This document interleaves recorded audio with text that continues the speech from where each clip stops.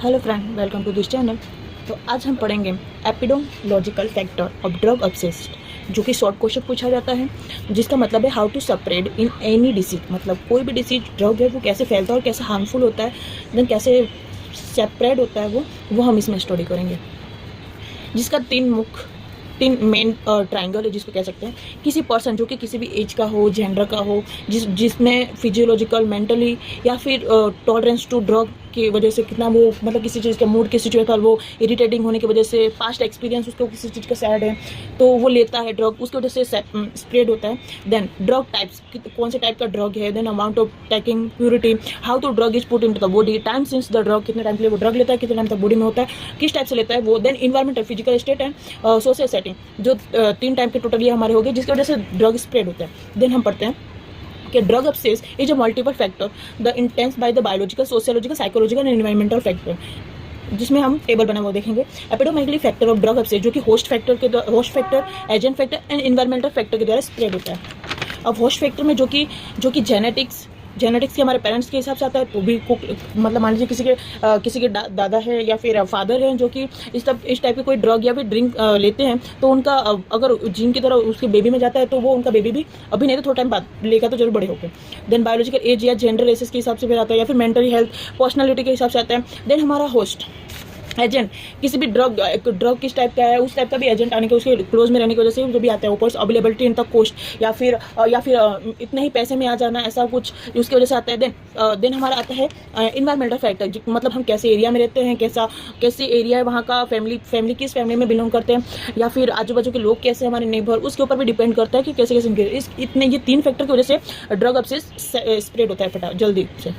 Then socio demography factor, जो कि socio demography factor में ज़्यादातर 15 से 35 साल के लोग आते हैं, या on young adult must due to the veracity experimentation, जो कि एक्सपेरिमेंट्स करते हैं उन ऐसे लोग जो कि इनमें ज़्यादा आते हैं। ज़्यादातर मेल हैव हायर मेल, ज़्यादातर मेल इसमें आते हैं। Marital state of single more affected, जो कि सिंगल लोग होते हैं अनमेरिड, वो लोग ज़्यादा इसमें आते हैं। अर्बनाइजेशन, अर्बन पॉपुलेशन मोर, जो कि गाँव में रहने वाले लोग ज़्यादातर इसके मतलब ड्रग से ज़्यादा लेते हैं, वैसे लोग। देन फैमिली फैक्टर, कुछ लोग ऐसे होते हैं जो कि फैमिली से कुछ लेना देना नहीं होते, मतलब 2 कपल है, शादी के बाद उनके में कुछ फाइट हुआ, मतलब पहले एक लड़का अपने फैमिली के साथ रहता था, देन उसकी मैरिज हुई, देन वो हस्बैंड वाइफ अपने फैमिली से दूर हो गए, मतलब लड़के के पापा मम्मी से दूर हो गए, उनके फैमिली से दूर हो गए, देन वो अब उनके मम्मी पापा कुछ कर नहीं रहे, वो आएगा डिसफेक्शन में। ब्रोकन फैमिली टूट गई, फैमिली से अलग रहते हैं। Then lack of separation and poor communication, किसी से बातचीत नहीं होता है, बहुत अकेलापन रहते हैं। History of absence in family नहीं है, या फिर इमोशनल नेगलेक्ट, किसी टाइप का दुख है, इसकी वजह से भी लोग लेते हैं। देन पुअर इन्फ्लुएंजा, फ्रेंड के बातों में आके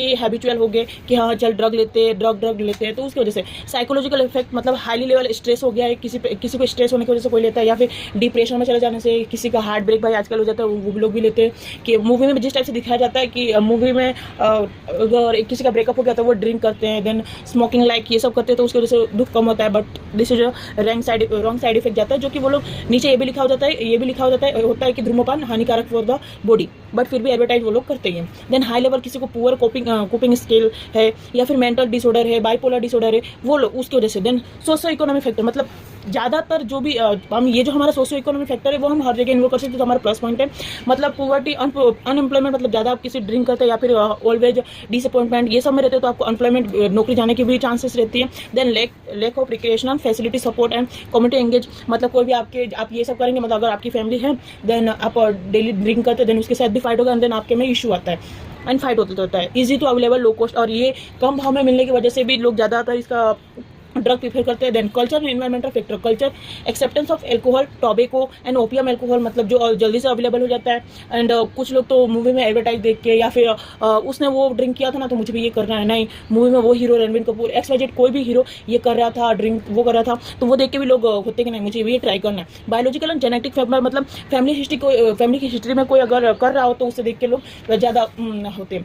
देन हाँ, ये हमारे ये पे पूरा होता है, और आपको नेक्स्ट चैप्टर के लिए थोड़ा सा वेट करें, आपको जल्दी अवेलेबल होगा। Thank you.